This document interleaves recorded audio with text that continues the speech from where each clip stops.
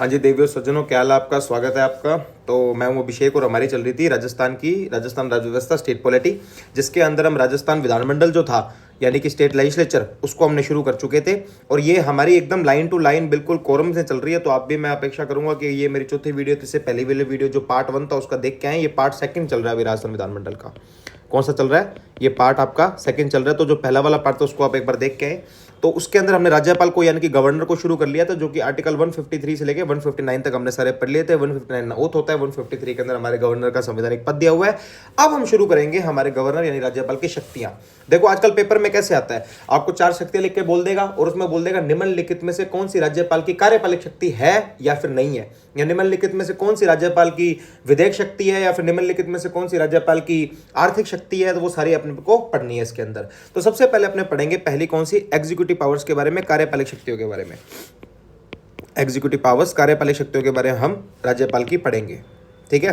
क्योंकि क्वेश्चन सीधा यहीं से आपसे पूछ लिया जाएगा कि निम्नलिखित में से कौन सी राज्यपाल की कार्यपालिक शक्ति है या नहीं है।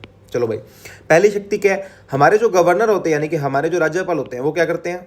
वो भाई साहब अपॉइंटमेंट करते हैं। क्या करते हैं? अपॉइंटमेंट यानी नियुक्ति करते हैं। अब किसकी नियुक्ति करते हैं? तो वो करते हैं मुख्यमंत्री की नियुक्ति भी करते हैं, और जो भी पूरी मंत्री परिषद यानी कि काउंसिल ऑफ मिनिस्टर होती है, दोनों की नियुक्ति करते हैं। कौन? हमारे राज्यपाल। तो मुख्यमंत्री की प्लस हमारे पूरी मंत्री परिषद की नियुक्ति कौन करते हैं? राज्यपाल। अब ये अनुच्छेद कौन से में दिया हुआ है? ये 164 के 1 में दिया हुआ है ये बात, ठीक है।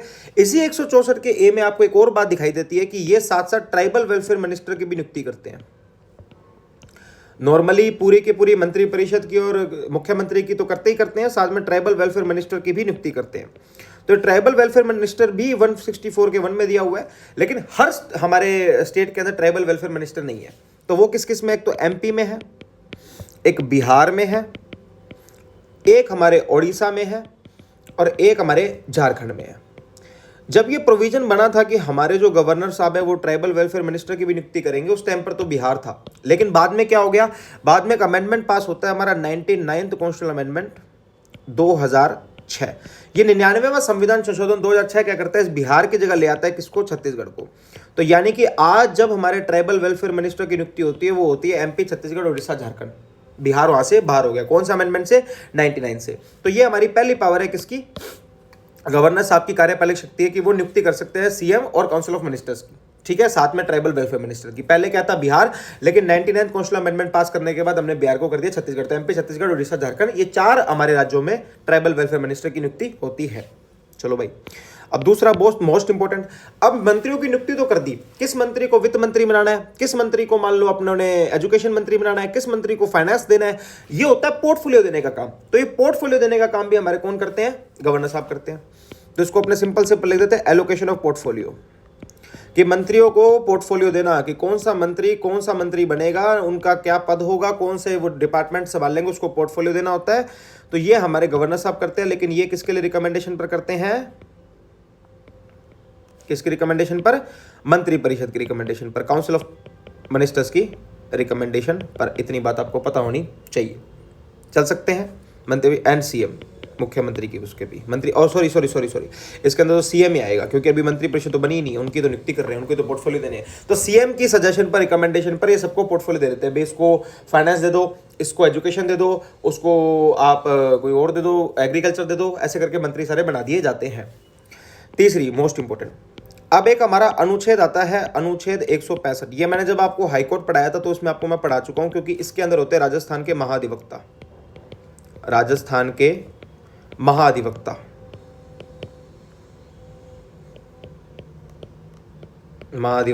यानी कि एडवोकेट जनरल। तो एडवोकेट जनरल की जो रिक्रूटमेंट होती है, जो अपॉइंटमेंट होती है, वो भी हमारे कौन करते हैं?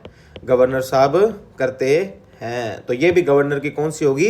कार्यपालिक शक्ति होगी। अभी देख लो आप, एक तो अपॉइंटमेंट सीएम का किया, अपॉइंटमेंट काउंसिल ऑफ मिनिस्टर का किया, अपॉइंटमेंट ट्राइबल वेलफेयर मिनिस्टर का किया, इनको पोर्टफोलियो दिए, अभी हमारे एडवोकेट जनरल की अपॉइंटमेंट हो रही है। यानी कि कार्यपालिक शक्ति में ज्यादा काम अपॉइंटमेंट का ही है, ठीक है। अब इसके अंदर एक बात लिख दी कि वेरियस हमारी कमीशन है यहाँ पे काम करती है, एससी कमीशन, एसटी कमीशन करती कि नहीं करती? तो वो जो एससी एसटी कमीशन हमारी वेरियस कमीशंस काम करती हैं, इनकी अपॉइंटमेंट भी हमारे कौन करते हैं? गवर्नर साहब करते हैं। अब कौन कौन सी कमीशंस हैं वो जिनकी अपॉइंटमेंट गवर्नर साहब करते हैं? तो भैया सबसे पहली होती है, मैं आपको एक बार सिंपल तरीके से बताता हूँ, इसको याद रखने का एक तरीका होता है। देखो, सबसे पहले तो आपको देखना है कि हमारे यहाँ पर कौन कौन सी कॉन्स्टिट्यूशनल कमीशन है, संवैधानिक कमीशन कौन सी, जैसे कि स्टेट इलेक्शन कमीशन। तो स्टेट इलेक्शन कमीशन के अंदर कमिश्नर की नियुक्ति कौन करेंगे? गवर्नर साहब। दूसरी RPSC, Rajasthan public service commission, जो आपके पेपर कनेक्ट आती है, उनके चेयरपर्सन और मेंबर्स की नियुक्ति भी कौन करते हैं? गवर्नर। तीसरी SHRC, state human rights commission की भी अपॉइंटमेंट कौन करते हैं? हमारे गवर्नर। ठीक है, तो ये दो तो होगी हमारी कॉन्स्टिट्यूशनल और एक होगी नॉन कॉन्स्टिट्यूशनल। नॉन कॉन्स्टिट्यूशनल मोर कौन सी होती है? एसआईसी यानी कि स्टेट इंफॉर्मेशन कमीशन, राजस्थान सूचना आयुक्त की भी नियुक्ति कौन करते हैं? हमारे गवर्नर। ठीक है जी, चलो अब हमारे यहाँ पर राजस्थान में पद बनाए जाते हैं लोकायुक्त, एक तो लोकायुक्त के बाद बनाया जाता है उप लोकायुक्त। तो लोकायुक्त की प्लस उप लोकायुक्त की दोनों की नियुक्ति हमारे कौन करते हैं? गवर्नर साहब करते हैं। इतनी बात भी आपको पता होनी चाहिए, यहां तक कोई दिक्कत? चलो अब हमारे यहाँ पर एक विमेन कमीशन होती है, इसका नाम है स्टेट विमेन कमीशन।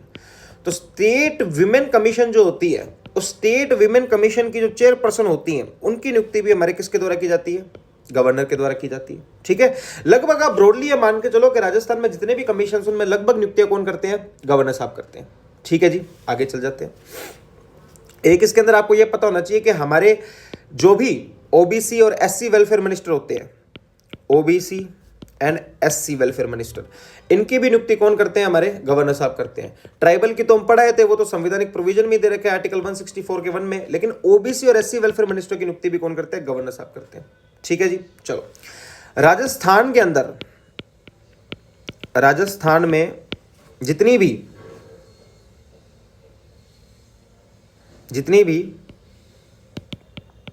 राजस्थान में जितनी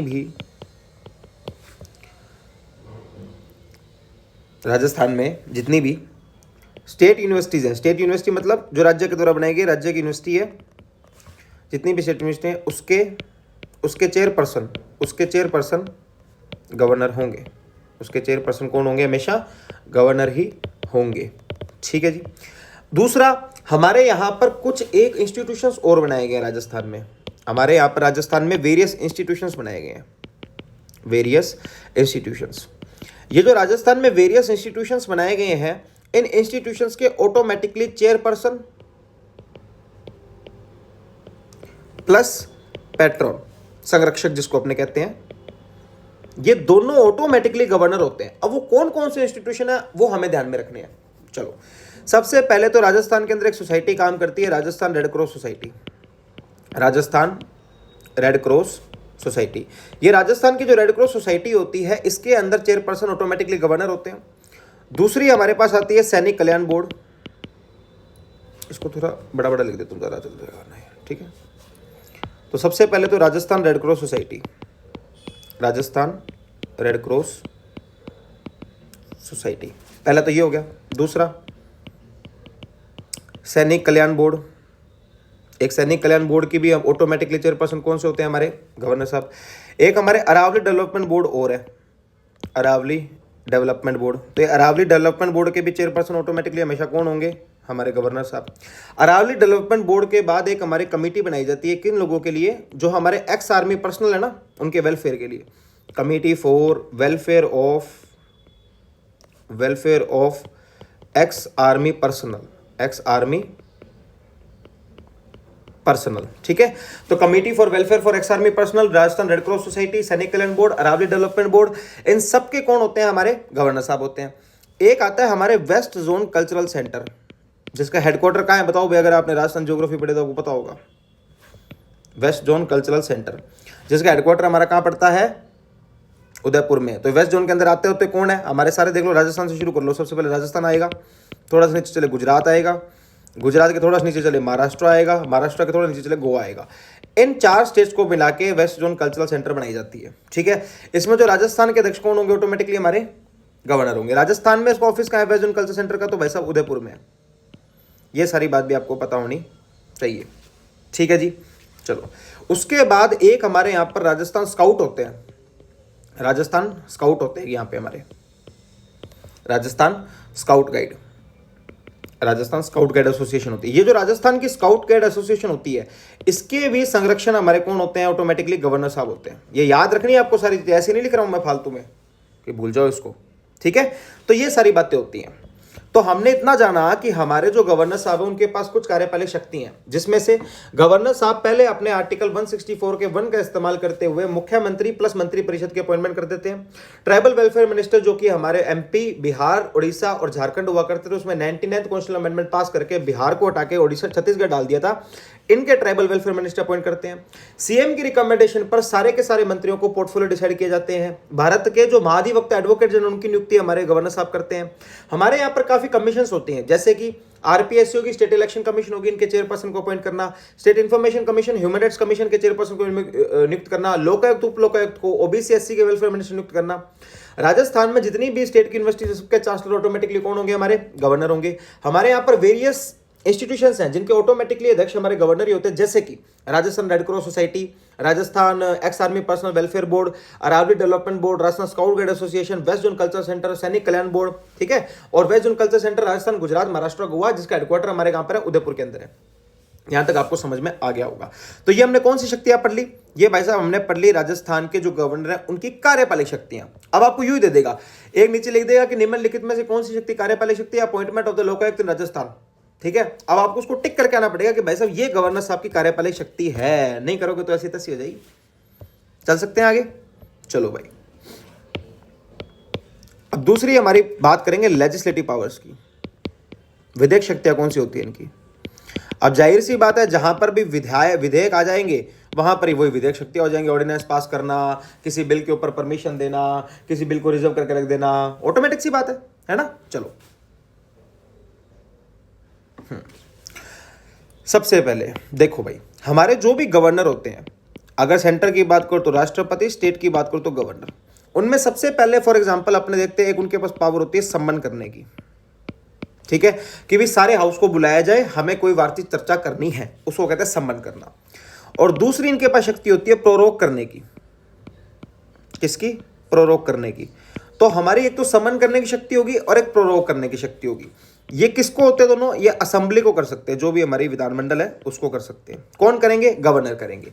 और ये बात कहां दी हुई है? ये बात दी हुई है अनुच्छेद 174 के अंदर। कहां पर? अनुच्छेद 174 के अंदर। तो according to the article 174, governor has the power to summon the assembly and to prorogue the assembly. कौन सा अनुच्छेद? 174। और ये कैसी पावर है गवर्नर की? तो विधेयक शक्ति है, ये लेजिस्लेटिव पावर है, ठीक है जी। अब इसी 174 के अंदर एक और शक्ति उनके पास आती है असेंबली को डिसॉल्व करने की, to dissolve the assembly, to dissolve the assembly, ठीक है जी। चलो, तो हमारे गवर्नर साहब के पास कौन कौन सी शक्ति आती है 174 के अंदर, जो कि उनकी विधेयक शक्तियों में है? सम्मन करना, प्रोरोग करना और असेंबली को भंग कर देना, ठीक है जी। चलो, अगली शक्ति की बात करते हैं, जो कि हमारे अनुच्छेद 175 में दी हुई है, आर्टिकल 175 में। कहां पर? अनुच्छेद 175 आर्टिकल 175। ये शक्ति क्या कहती है कि हमारे जो गवर्नर होंगे, कौन होंगे? हमारे गवर्नर, यानी कि हमारे जो राज्यपाल होंगे, जैसे ही हमारी चुनाव होंगे और चुनाव होने के बाद सारे के सारे विधायक वहां पर बैठेंगे, उनको एड्रेस करना कि आओ भाई आओ, बहुत बहुत स्वागत है आपका भारत की राजस्थान की विधानसभा के अंदर। दूसरा, वहां पर एनुअल स्पीच देना, ठीक है, कहां पर? विधानसभा के अंदर। ये दोनों शक्तियां अनुच्छेद 175 के अंदर गवर्नर के पास होती हैं। और गवर्नर की ये शक्ति जो है वो कौन सी शक्ति है? लेजिस्लेटिव पावर, विधेयक शक्ति है। समझ गए? चलो, एक सेकंड रुकना है ना।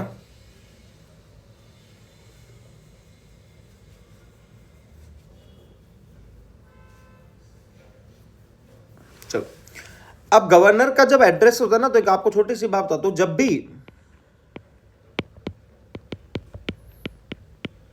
जब भी राज्यपाल एड्रेस करते हैं, तो दोनों सदन साथ में बैठते हैं, क्योंकि राज्य विधानमंडल में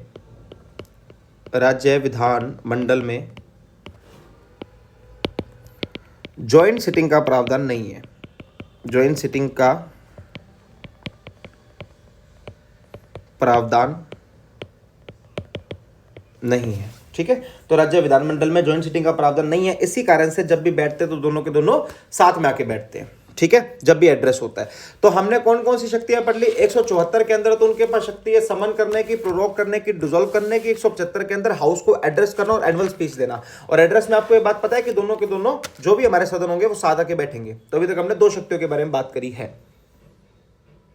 चलो अब आ जाओ, अब आता है हमारा अनुच्छेद 176 आर्टिकल 176। ये 176 आर्टिकल क्या कहता है, 176 आर्टिकल ये कहता है कि हमारे यहाँ पर गवर्नर साहब 175 में एड्रेस तो कर चुके हैं, लेकिन 176 में उनके पास पावर होती है स्पेशल एड्रेस करने की। ज्यादा से ज्यादा आपको इसके अंदर सिर्फ यही पूछा सकता है कौन सी शक्ति इसके अंदर नहीं है, या फिर आपको ये पूछा जा सकता है कि एड्रेस कौन से आर्टिकल में और स्पेशल एड्रेस कौन से आर्टिकल में है। इससे ज्यादा आपको कुछ नहीं पूछा जा सकता। लेकिन आपको स्पेशल एड्रेस के बारे में एक और बात ध्यान रखनी, थोड़ी सी डीप बात है, यूपीएससी के पॉइंट ऑफ व्यू से तो अच्छी है, बाकी आप देख लेना। इसके अंदर ये है कि जो एड्रेस होता है स्पेशल एड्रेस 176 के अंदर, उसको एडमिनिस्टर करती है हमारे business advisory committee, administered by business advisory committee. तो ये बिजनेस एडवाइजरी कमेटी जब उसको एडमिनिस्टर करेगी तभी स्पेशल एड्रेस देने की शक्ति आती है। लेकिन हाँ, फिर भी गवर्नर की कौन सी शक्ति है, विधेयक शक्ति है। समझ गए? चलो भाई, हमने एक बात देखी थी कि अपॉइंटमेंट की जो भी शक्ति होती है वो कैसी शक्ति होती है, गवर्नर की एग्जीक्यूटिव पावर होती है। लेकिन यहां पर मैं आपको ये बात बताना चाहता हूं कि जो भी हमारी यहां पर शक्ति पढ़ूंगा मैं अभी, ये शक्ति है तो अपॉइंटमेंट की, लेकिन अपॉइंटमेंट हो रहा है विधानसभा के अंदर, इसलिए शक्ति विधेयक शक्ति मानी जाएगी, लेजिस्लेटिव पावर मानी जाएगी। आर्टिकल आता है भाई साहब 180, कौन सा 180, ये 180 आर्टिकल क्या बोलता है, टू अपॉइंट, किन लोगों को अपॉइंट कर रहे हो आप, स्पीकर एंड डिप्टी स्पीकर। ठीक है जी, तो स्पीकर और डिप्टी स्पीकर को हम इसके अंदर अपॉइंट करते हैं, वो आर्टिकल 180 के अंदर। लेकिन गवर्नर की कौन सी पावर है, लेजिस्लेटिव पावर है, विधेयक शक्ति है। ठीक है, ऐसे ही आगे चलते हैं तो एक अनुच्छेद आता है 188। ठीक है, इसमें अपॉइंटमेंट होती है किसकी, प्रो टर्म स्पीकर की, appointment of pro term speaker. इसमें प्रो टर्म स्पीकर की अपॉइंटमेंट होती है। प्रो टर्म स्पीकर का काम होता है, वो आएगा, पहले उनको गवर्नर साहब उनको ओथ दिला देंगे, फिर चले जाएंगे, फिर वो सबको ओथ दिला देता है। बेसिकली यही काम होता है। ठीक है, तो ओथ दिलाते हैं मेंबर को, और मेंबर इतना ही, फिर उनके बाद ऑटोमेटिकली इनका पद खत्म हो जाता है। चलो भाई आगे चलते हैं। अब देखो, कभी कभी क्या होता है कि हमारे ECI यानी कि इलेक्शन कमीशन ऑफ इंडिया, ये इलेक्शन कमीशन ऑफ इंडिया क्या कर देती है, एडवाइस करती है। क्या करती है, एडवाइस करती है, किसको, गवर्नर को। किस बात की एडवाइस करती है, गवर्नर को एडवाइस करती है कि इस पर्टिकुलर एमएलए को आप डिस्क्वालीफाई कर दो। ठीक है जी, इस पर्टिकुलर एमएलए को आप डिस्क्वालीफाई कर दो। इनकी एडवाइस आती है वो 192 के 1 के अंदर आती है, सॉरी 2 के अंदर आती है। 192 के 2 के अंदर ECI एडवाइस करेगी, election commission of ECI advice करेगी गवर्नर को टू डिस्क्वालीफाई एन एमएलए, तो disqualify MLA, member of legislative assembly. Rajasthan के जो विधानसभा के विधायक हैं उनको डिस्क्वालीफाई करने के लिए ECI अपना 192 के 1 के अंदर उनको क्या करती है, एडवाइस कर देती है कि प्लीज आप इनको रिमूव कर दो। अब उसमें जो डिसीजन आएगा, गवर्नर का कि भी करना है कि नहीं करना है, कि आज करना है कि कल करना है, वो डिसीजन ऑफ गवर्नर जो होता है वो 192 के 1 में होता है। किसमें होता है, 192 के 1 में होता है। ये डिसीजन गवर्नर लेंगे, तो ये गवर्नर की कैसी शक्ति है, विधेयक शक्ति है। समझ गए? चलो आगे चलते हैं। अब आपको पता है कि हमारे अगर राजस्थान में MLC होती, यानी मेंबर ऑफ लेजिस्लेटिव काउंसिल होती, हमारे विधानसभा के साथ साथ विधान परिषद भी होती, तो कुछ लोग वहां पर नॉमिनेट करके भेजने होते हैं। अगर MLC है कहीं पर किसी राज्य में, अगर किसी राज्य में MLC होती है तो वहां तो 1/6 सदस्य राज्यपाल के द्वारा नॉमिनेट किए जाते हैं। राज्यपाल के द्वारा नॉमिनेट किए जाते हैं। तो 1/6 सदस्य जो हैं वो किसके द्वारा नॉमिनेट किए जाते हैं, हमारे राज्यपाल के द्वारा नॉमिनेट किए जाते हैं। किसमें, as an member of legislative council के अंदर। तो ये भी गवर्नर की क्या है, एक विधेयक शक्ति है, जो कि कौन से आर्टिकल के अंदर आती है, आर्टिकल 171 के 5 के अंदर। 171 का 5वां अगर आप देखोगे तो उसके अंदर ये बात लिखी हुई है कि governor has the power to nominate 1/6 members in the member of legislative council. समझ गए? चलो भाई आगे चले फिर, ठीक है। इससे पहले ये जान लो कि हमारे ये जो पर्टिकुलर पर्सन गवर्नर साहब नॉमिनेट, क्योंकि क्वेश्चन आ चुके हैं कि गवर्नर जो मेंबर ऑफ लेजिस्लेटिव काउंसिल में मेंबर्स को नॉमिनेट करते हैं, वो मेंबर जो होते हैं उनको किस फील्ड के अंदर होना चाहिए, ठीक है। तो सबसे पहले तो दो फील्ड पकड़ो, एक तो आपने जो 12वीं में जिसमें बंदा सबसे ज्यादा कंफ्यूज होता है, साइंस और आर्ट्स। या तो साइंस और आर्ट्स होनी चाहिए, कॉमर्स नहीं है, इसके अंदर ध्यान रखना, ठीक है। एक आर्ट्स की फील्ड पकड़ लो, लिटरेचर, या तो बंदा लिटरेचर से होना चाहिए, ठीक है जी। लिटरेचर के बाद या फिर वो सोशल वर्कर होना चाहिए, समाज सेवी, या फिर किसी कोऑपरेटिव में काम करता होना चाहिए, बस। तो 5 फील्ड से एक व्यक्ति को एमएलसी बनने के लिए नॉमिनेट किया जा सकता है गवर्नर के द्वारा, आर्टिकल 171(5) के अंडर 1/6 सदस्य जब वो नॉमिनेट करते हैं। किसने? साइंस, आर्ट की फील्ड लिटरेचर, एक सोशल वर्कर, एक कोऑपरेटिव सोसाइटी। समझ गए? पक्की बात है, चल सकते हैं आगे। चलो, तो ये हमारी गवर्नर की कौन सी होगी? विधेयक शक्ति होगी। अब आती है सबसे इंपॉर्टेंट गवर्नर की विधेयक शक्ति, जो क्या होती है? टू असेंट द बिल, विधेयक पे मंजूरी देना, विधेयक पर मंजूरी देना, to assent the bill, to assent the bill. तो जब आप विधेयक पे मंजूरी दे देते हो, असेंट कर देते हो, आर्टिकल 200 के अंदर एक गवर्नर की पावर होती है, लेकिन ये भी गवर्नर की कौन सी शक्ति है? विधेयक शक्ति है, ठीक है, लेजिस्लेटिव पावर है। अब इसके अंदर जब गवर्नर साहब के पास बिल जाता है, तो बिल जाने के बाद उनके पास क्या क्या ऑप्शन रहते हैं कि वो क्या कर सकते हैं? ऑप्शंस कि गवर्नर साहब बिल को एक्सेप्ट भी कर सकते हैं, रिजेक्ट भी कर सकते हैं, क्या क्या कर सकते हैं, वो सारी बात अपने को पता होना चाहिए। पहला ऑप्शन तो क्या है कि बिल को वैसा अप्रूव कर दे कि ठीक है, आप जो बिल लाए हो हम उसको बिल्कुल स्वीकार करते हैं और आज के बाद अधिनियम बना लिया जाता है, ठीक है। दूसरा, बिल को रिकंसिडरेशन के लिए भेज देते हैं, पुनः विचार के लिए, रिकंसिडरेशन, पुनः विचार के लिए बिल को भेज दिया जाता है, ठीक है। रिकंसिडरेशन के लिए भेज दिया, पहला बिल को अप्रूव कर दिया। तीसरा क्या इस्तेमाल रहता है? वो अपनी पॉकेट वीटो का इस्तेमाल कर सकते हैं। पॉकेट वीटो का मतलब क्या होता है? पॉकेट वीटो का मतलब ऐसा भी होता है कि जब बिल आता है आपके पास, विधेयक आता है साइन करने के लिए, तो आप उसको जेब में रख के भूल जाते हो। आप ना हाँ करते हो ना करते हो, आप बोलते हो कि ठीक है देखेंगे, अभी अभी बात चल रही है, अभी ज्यादा जल्दी मत मचाओ, देख के तुम्हें बताते हैं क्या कर सकते हैं क्या नहीं कर सकते हैं। वो पॉकेट वीटो होती है। पॉकेट वीटो के बारे में आपको ध्यान रखने वाली बात यह है कि गवर्नमेंट बिल पे इस्तेमाल नहीं हो सकती, सिर्फ प्राइवेट बिल पे हो सकती है। Only on pocket veto government bill pay इस्तेमाल नहीं की जा सकती, सिर्फ और सिर्फ प्राइवेट बिल पे ही इस्तेमाल की जा सकती है। यह बात आपको बहुत ध्यान में रखनी है। कुछ बिल ऐसे होते हैं गवर्नर साहब के पास जो उनको लगता है मेरा साइन करना सही नहीं है, अगर राष्ट्रपति जी इस पे साइन करते तो ज्यादा बेटर रहेगा। कुछ बिल ऐसे होते हैं, तो गवर्नर साहब क्या करते हैं, उन बिल को राष्ट्रपति की कंसिडरेशन के लिए रिजर्व करके रख देते हैं। तो कुल मिला के रिजर्व फॉर राष्ट्रपति, reserve for president of India. तो राष्ट्रपति के लिए बिल को रिजर्व कर दिया जाता है कि राष्ट्रपति जी आपके लिए रिजर्व है, आप देख लेना, अगर इसमें साइन करना है तो कर देना और नहीं करना है तो मत करना, आपकी मर्जी हो, जैसे वैसे देख लेंगे, ठीक है जी। चलो, ये पर्टिकुलर पावर जो होती है वो आर्टिकल 201 के अंदर आ जाती है। 201 राष्ट्रपति के लिए बिल रिजर्व करना, ठीक है। अब इसमें किस किस बिल में वो ऐसा कह सकते हैं कि राष्ट्रपति जी के लिए, क्योंकि गवर्नर साहब पल्ला झाड़ने के तो हर बिल में कह देंगे मेरे बस की बात नहीं, साइन करवाना, राष्ट्रपति करे तो कह सकते हैं। जब आपने दे दी संवैधानिक शक्ति, तो उन्होंने संविधान में यह भी लिख के बोला कि कौन कौन से बिल को आप ऐसा कह सकते हो। वो जो बिल हैं जिनको ऐसा कहा जा सकता है कि राष्ट्रपति की परमिशन ले लेना, उनमें से पहला बिल तो आता है, अगर बिल क्या हो, अनकॉन्स्टिट्यूशनल हो, गैर संविधानिक हो, क्या हो, अनकॉन्स्टिट्यूशनल हो, गैर संविधानिक हो। दूसरा, वो नेशनल इंटरेस्ट के अगेंस्ट हो, देश हित के अलग हो। नेशनल इंटरेस्ट जो होता है देश हित होता है, उसके विरुद्ध हो, के विरुद्ध, ठीक है जी। तीसरा और क्या हो सकता है, अगर ये जो बिल है ये हमारे डीपीएसपी, राज्य के नीति निर्देशक तत्व जो होते हैं उनके विरुद्ध हो, डीपीएसपी के अगेंस्ट हो, तो भी बिल को राष्ट्रपति जी के पास जाना पड़ेगा। गवर्नर साहब उसको जाते हैं अपने पास नहीं रखेंगे। आगे चलते हैं। हाईकोर्ट की शक्ति कम कर रहा हो, किसी भी तरीके से बिल जो है वो हाईकोर्ट की शक्ति कम कर रहा है, उनका जुरिस्डिक्शन कम कर दिया, सैलरी वैलरी कम कर दी, किसी जगह पे पावर घटा दी, उनकी जो भी है, अगर ऐसा कोई बिल आ जाता तो वो क्या करेंगे, 201 का इस्तेमाल करेंगे, सीधा कहेंगे राष्ट्रपति जी आपके पास दो, मैं इसको नहीं समझ सकता हूं, ठीक है जी। और सुनो, और क्या है, और ये है कि अगर मान लो जो बिल है वो यूनियन लिस्ट से रिलेटेड है। अब मेरे को बात बताओ, यूनियन लिस्ट तो जाहिर सी बात है पार्लियामेंट कानून बनाएगी, राज्य संसद ला ही नहीं सकती बिल, ले आएगी तो वो कर देंगे प्रेसिडेंट के पास कि भी तुम लोग देखो वो बनाना बिल भाई, ठीक है।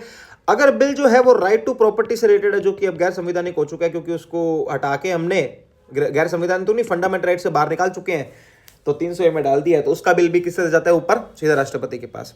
लास्ट में फॉर एग्जाम्पल अगर कोई ऐसा बिल आता है जो कि कॉन्करेंट लिस्ट से रिलेटेड है। कौन सी कॉन्करेंट लिस्ट? अब कॉन्करेंट लिस्ट पे आपको पता है कि दोनों के दोनों शक्तियां हैं जिसके पास रूल्स लाने की, जो कि हमारे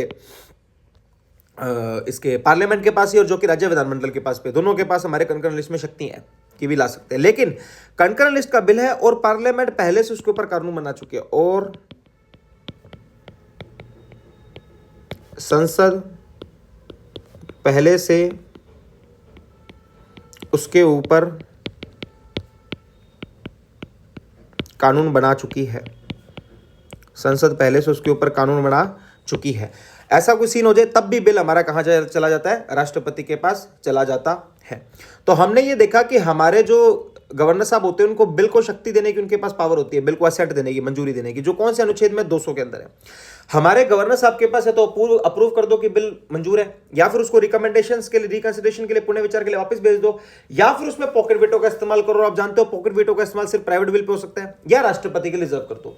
राष्ट्रपति के लिए गवर्नर साहब रिजर्व कर सकते हैं, लेकिन अनुच्छेद 201 में कर सकते हैं। कब कर सकते हैं? या तो बिल जो हो वो हमारा किसी ना किसी तरीके से हाईकोर्ट की शक्ति कम कर रहा है, डीपीएसपी के किसी ना किसी से अगेंस्ट जा रहा है, यूनियन लिस्ट में जा रहा है, कंकरेंट लिस्ट में जहां पर पार्लियामेंट ने लॉ बना दिया वैसे कोई काम कर रहा है, गैर संवैधानिक है, देश हित के विरुद्ध में है, राइट टू प्रॉपर्टी के अगेंस्ट है, ऐसा कोई भी बिल आया था तो गवर्नर साहब उसको सीधा ज्यादा सोचते नहीं है, वहां पर अपने राष्ट्रपति के पास भेज देते हैं।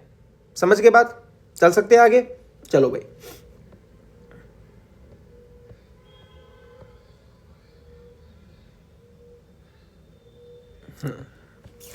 आजो एक छोटा सा पॉइंट यहां पर लिख लो कि अब तक कितने प्राइवेट बिल पास हुए हैं।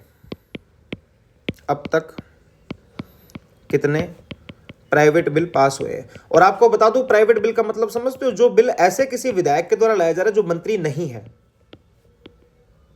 पास हुए। कितने प्राइवेट बिल पास हुए? ठीक है, तो जो हमारी पहली विधानसभा थी उसमें 2 प्राइवेट बिल पास हुए थे। ठीक है, पहला कौन सा था? पहला था भाई साहब legal practitioners bill, legal practitioner bill. पहला तो लीगल प्रैक्टिशनर बिल था। और दूसरा कौन सा पास हुआ था? दूसरा हुआ था preservation of certain animals, preservation of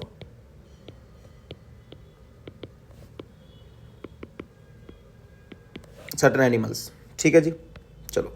अब उसके बाद जो हमारी दूसरी विधानसभा थी उसमें एक बिल पास हुआ था, वो कौन सा था? वो था भाई साहब सोशल एजुकेशन।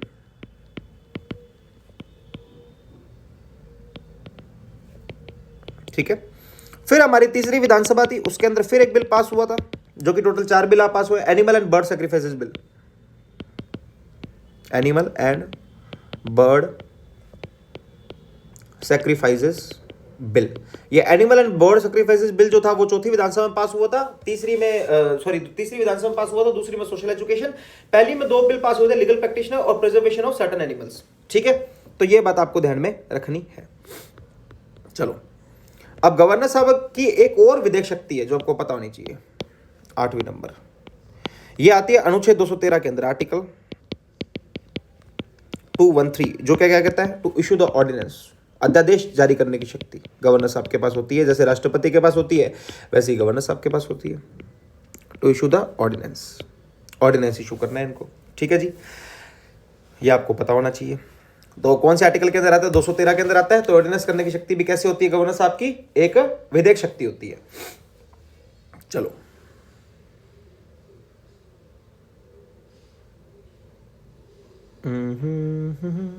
मरना यहां और क्या इंपॉर्टेंट है आपके यहां से?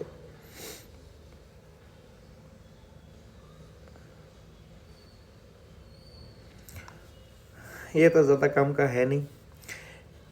चलो, बस यही है, गवर्नर की विधेयक शक्ति यही है, ये आपको पता होनी चाहिए। इतना आपको पढ़ लो तो आपकी गवर्नर की विधेयक शक्तियों में से आपका क्वेश्चन गलत नहीं होगा। मैं आपको एक बार फटफट इसमें बता देता हूं क्या क्या पढ़ाया आपने आज।